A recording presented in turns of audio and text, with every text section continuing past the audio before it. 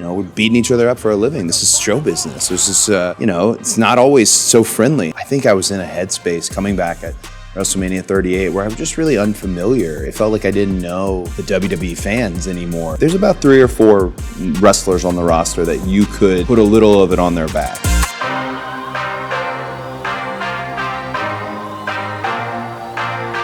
Well, WrestleMania, it's got a lot of these tags connected to it in terms of the showcase of the Immortals, the granddaddy of them all. Really, I always find that if someone's coming from outside the world of sports entertainment or pro wrestling, however we look at it, it's widely just what I would say it's the Super Bowl of what we do.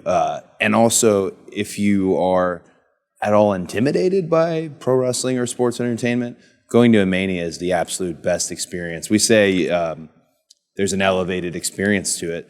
That's natural when you have 70 to 80,000 people each night. That's natural when you're in one of the most high-tech facilities in terms of Allegiant being there.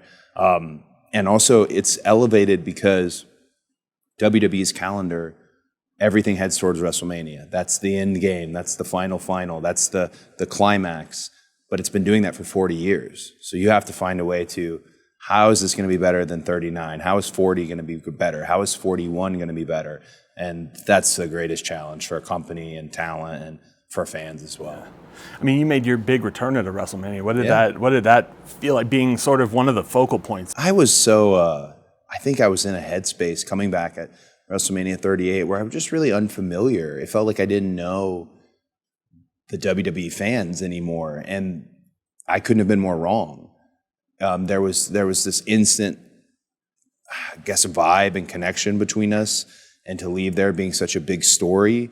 But also there was this sense of it didn't matter where I'd been, it didn't matter what I'd done. It was more an interest of like, oh, he's back.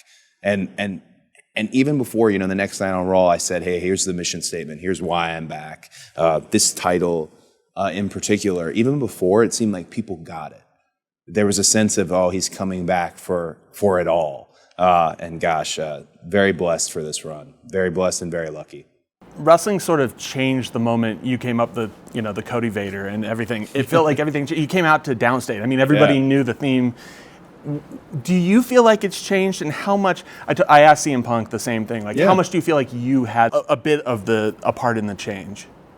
Well, CM Punk is a great person to ask that question to. I actually was telling somebody earlier, if there's about 3 or 4 wrestlers on the roster that you could put a little of it on their back. You could say, hey, I think it's you. I think this was a, watershed moment. I think this was a pivotal turning point, whatever it may be. But if you come to a WWE event now, you will quickly realize it's the team. It's the team. It really is. I told Motor City Machine Guns, who just debuted, that I said, you'll never, in all the places you've gone before, you'll never see a group that's as team-minded as this one. And this is we're beating each other up for a living. This is show business. This is, it's not always so friendly. And gosh, it's just a really good team. And I'd go as far as saying the team you see on TV, the team you see off TV, who's helping instruct these events, put these events together, the management and Nick Khan and Triple H. So really, there's 3 or 4 you could say, I think you were a big part of it. You helped usher this in. But more than anything, it's the team. Really, I think it's the team. Is this sort of 8 years ago the WWE you wanted to see? I could say, so much of me standing here feels like, oh, it was always meant to be. But if they knew the amount of detours and roads less traveled and things of that nature, that there wasn't, in my mind for a long time, I never thought I'd get back. So everything that I wanted is present now, and it doesn't feel forced, if that makes any sense. It feels like it's just a natural evolution, and maybe I could extrapolate it on a hair further. It's a natural evolution of wrestlers on the roster growing and maturing.